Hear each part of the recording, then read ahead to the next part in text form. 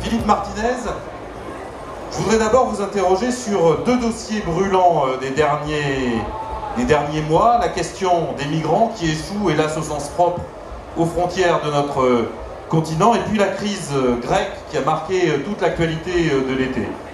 Est-ce que cela n'incarne pas, au fond, d'un côté l'inhumanité et de l'autre la violence sociale qui pèse sur l'Europe aujourd'hui, et comment le premier syndicat français y réagit? Cette rentrée, mais j'allais dire pour ce qui concerne les réfugiés, c'est pas un sujet nouveau. Ça fait déjà plusieurs années que cette question est posée. Pour mémoire, l'année dernière, 3500 personnes, femmes, hommes, enfants, sont mortes en traversant la Méditerranée. La CGT donc a déjà depuis plus longtemps s'est exprimée sur le sujet autour de deux questions qui nous semblent essentielles. La première, c'est la France y a contribué, on a expliqué au peuple qu'en leur envoyant des bombes sur la tête, on allait les sauver. Eh bien, tous les peuples qui reçoivent des bombes sur la tête s'en vont et ne restent pas en dessous des bombes.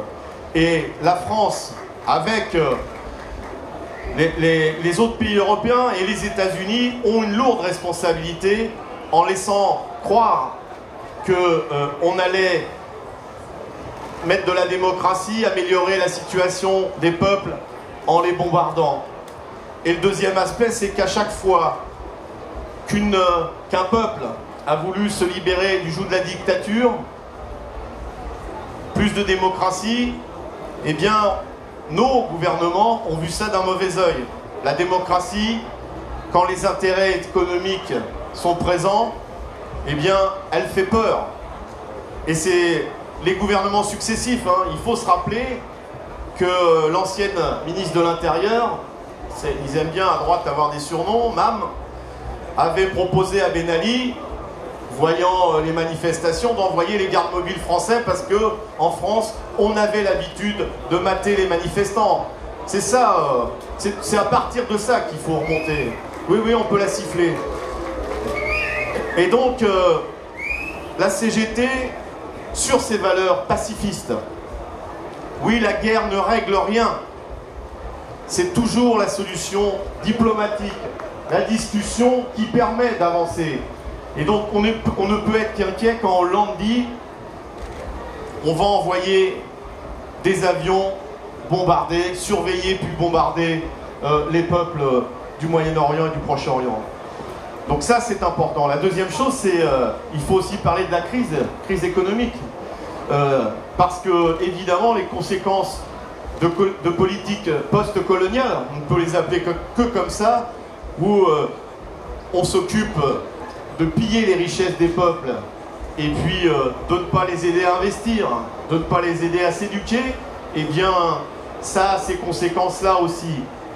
Alors effectivement, aujourd'hui il faut agir, il aura quand même fallu des images effroyables, et vous voyez de quoi je parle, pour que nos gouvernants réagissent.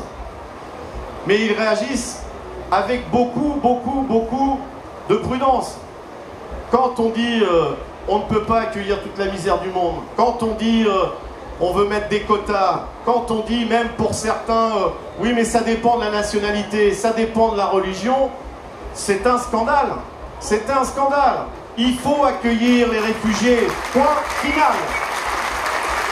Et donc la CGT, eh bien, elle a dénoncé cette situation, et une nouvelle fois, parce que la CGT, on parle et on fait, je veux saluer, et on pourra les applaudir, l'initiative de nos camarades de l'énergie et de la CCAS, qui vont permettre d'accueillir ces migrants avec le soutien des salariés à partir des activités sociales qui sont, vous le savez, souvent critiquées, mais voilà, la CGT, c'est ça, la solidarité à la CGT.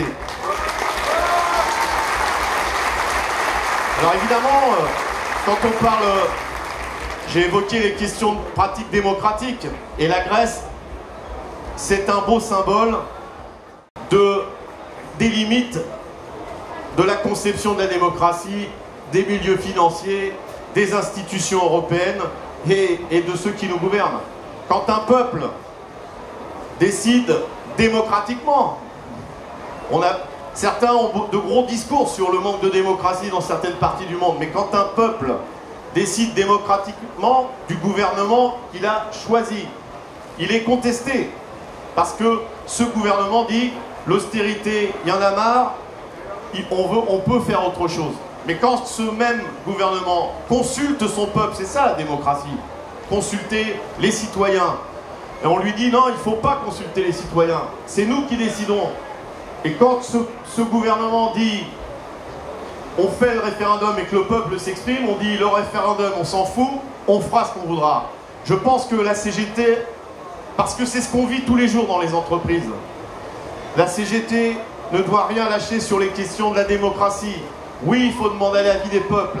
Oui, il faut demander l'avis des salariés dans les entreprises.